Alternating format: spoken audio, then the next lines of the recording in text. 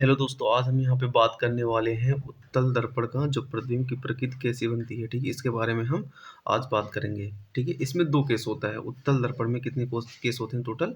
उत्तल दर्पण में टोटल हमारा कितना केस होता है? सिर्फ 2 ही केस होते हैं जो कि बहुत ही इम्पोर्टेंट होते हैं। पहला इसमें दिया है जब वस्तु कहाँ पे हो? अनंत पे हो। जब वस्तु कहाँ पे हो? अनंत पे हो। ये होता है एक केस ये होता है और सेकंड केस होता है जब वस्तु कहाँ पे हो? अनंत तथा दर्पण के ध्रुव के बीच में हो, ठीक है? इसका अभी हम क्या बनाएंगे, आपको अच्छे तरीके से बना के समझाएंगे, ठीक है? तो बस इतना मोटा मोटा आप जानते रहिए जो हम समझाना चाहते हैं आपको। फोकस एप पर दर्पण के पीछे, ठीक है? जब अनंत पे कोई वस्तु रहता है तो फोकस पर दर्पण के पीछे बनता है। कैसे बनेगा हम आपको भी दिखाएंगे। और उसके बाद प्रतिबिंब का साइज कैसे होगा? अत्यधिक छोटा बिंदु के आकार का, ये भी हम आपको समझाएंगे। और प्रतिबिंब की प्रकृति कैसी होगी? आभासी तथा सीधा, ये भी हम अभी आपको समझाएंगे, ठीक है? और जब वस्तु कहाँ पे हो? अनंत तथा दर्पण के ध्रुव के बीच में हो, तब पी तथा एफ के बीच में दर्पण के पीछे क्या बनता है? हमारा प्रतिबिंब बनता है। और प्रतिबिंब का साइज कैसे? बहुत ही छोटा होता है और सीधा, आभासी तथा सीधा होता है। चलिए अब हम स्टार्ट करते हैं अपना पहला जो है, जब वस्तु कहाँ पर रखी हो? अनंत पर रखी हो, ठीक है?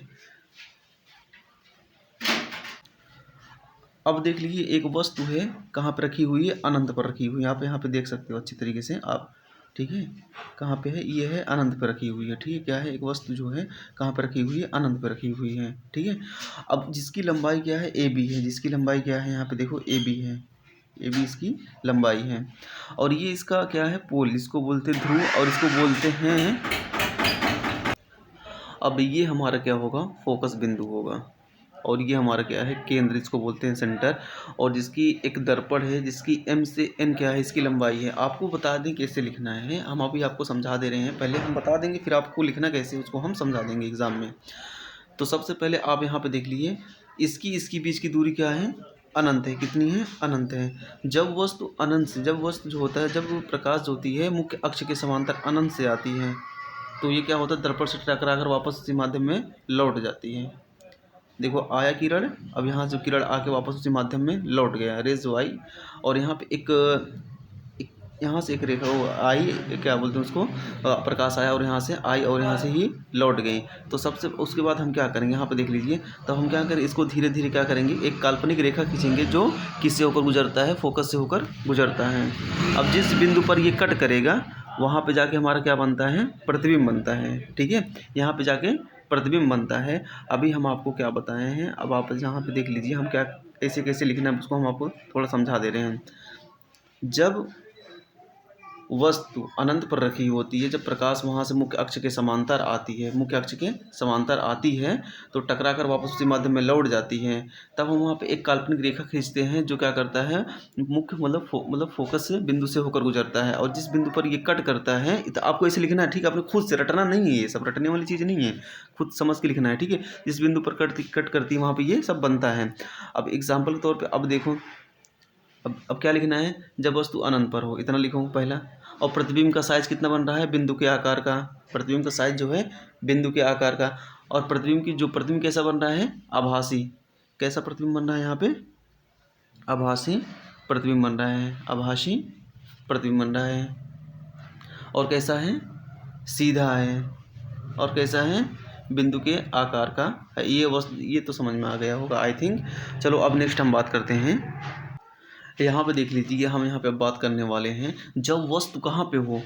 अनंत। जब कहाँ पे वस्तु हो? अनंत तथा, ये अनंत हो गया, और ध्रुव के बीच के हो, ठीक है? कहने का मतलब यहाँ कोई एक वस्तु है, ठीक है? एक वस्तु कहाँ पे है? ध्रुव तथा अनंत के बीच में, ठीक है? जब क्या होता है? प्रकाश उसके मुख्य अक्ष के समांतर आता है तो माध्यम से उसी माध्यम से लौट जाएगा, ठीक है? अब क्या करेंगे? इसको हम एक काल्पनिक रेखा खींचेंगे, एक काल्पनिक रेखा खींचेंगे। वो किससे कट करेगा? यो फोकस बिंदु से होकर गुजरेगा, ठीक है? फोकस बिंदु जो एफ है, आपको इसे लिखना है, ठीक है? अब क्या करेंगे हम? और यहाँ से एक एक वो खींचेंगे, प्रकाशिक बिंदु खींचेंगे। वो किससे होकर गुजरेगा? वो ये जो है सेंटर से होकर गुजरेगा। किससे होकर गुजरेगा? सेंटर से होकर गुजरेगा। जो ए डैश बी डैश क्या बना रहे हैं यहाँ पे देख लीजिए, एक मिनट दिखा रहे हैं आपको अच्छे से। ये ए डैश बी डैश क्या बना रहा है? प्रतिबिंब बना रहा है। क्या बना रहा है? प्रतिबिंब बना रहा है। ए डैश बी डैश प्रतिबिंब बना रहे हैं। अब आपको लिखना कैसे है? आप यहाँ पे देख लीजिए, बहुत ही आसान तरीके से हमने बता दिया। सबसे पहले क्या कीजिए, आप यहाँ पे देखो, सबसे पहले आप एक ऐसे दर्पण बना लीजिए, ठीक, ऐसे एक दर्पण बना लीजिए। तो वस्तु को रखो कहाँ पे, अनंत तथा ध्रुव के बीच में रखो। उसके क्या करो, तुरंत जस्ट एक समांतर रेखा, वो खींचो, क्या बोलो, एक रेखा खींचो, मतलब वो किरण जो आ रही मुख्य अक्ष के समांतर है तो वापस उसी माध्यम में लौट जाएगी। उसको क्या करो, जो यहाँ पे मुख्य अक्ष के समांतर आई है, ठीक है, जो मुख्य अक्ष, देखो यहाँ पे मुख्य अक्ष के जो समांतर आई है उसको क्या कर दो, फोकस बिंदु से गुजार दो, और उसके एक काल्पनिक को खींचो, ठीक है, उसका क्या नाम है, एक प्रकाशिक केंद्र खींचो, एक प्रकाशिक केंद्र खींचो, मतलब जो प्रकाशिक जो किरण है वो किससे होकर गुजर रही, प्रकाशिक केंद्र से होकर गुजर रही। अब जहाँ पे ये कट कर रहा है, अब यहाँ पे देखो, आपको समझाने के लिए बता रहे हैं, अब जहाँ पे ये कट कर रहा है यहीं पे हमारा क्या बन रहा है, देखो यहाँ पे, वहीं पे हमारा प्रतिबिंब बन रहा है। अब देखो जो वस्तु है, वस्तु इतना बड़ा है, वस्तु कहने का मतलब देख लीजिए, अब एक मिनट, सॉरी, एक वस्तु कितना बड़ा है, इतना बड़ा है, बड़ा ही नहीं बड़ा है, और जो प्रतिबिंब बन रहा है बहुत छोटा बन रहा है। अब आपको क्या करना है, एग्जाम में कैसे लिखना है, देखो हम समझा दे रहे हैं अच्छे से, एक सेकेंड। जब वस्तु ध्रुव तथा अनंत के बीच में रखी हो, उसके मुख्य अक्ष के समांतर आने वाली किरण, जो क्या है, ठीक है, मुख्य अक्ष के समांतर आने वाली किरण, और क्या होता है, अब उसके पीछे हम क्या करते हैं, एक काल्पनिक रेखा खींचते हैं जो एफ से होकर गुजरती है। उसके बाद हम एक प्रकाशिक केंद्र की, मतलब प्रकाशिक किरण खींचते हैं जो केंद्र से होकर गुजरती है, जो सी पर काटती है, आपको ऐसे लिखना है। और इसका एक बिंदु क्या है, ध्रुव पी है, और एक दर्पण है जिसका नाम है क्या है, एम एन। आपको ठीक आगे पीछे करके लिख सकते हो। और जो हमारे यहाँ पे प्रतिबिंब बन रहा है, ए डैश क्या बन रहा है, और बी डैश बन रहा है, जो कि अत्यंत क्या है, बहुत ही छोटा है, आभासी तथा सीधा है।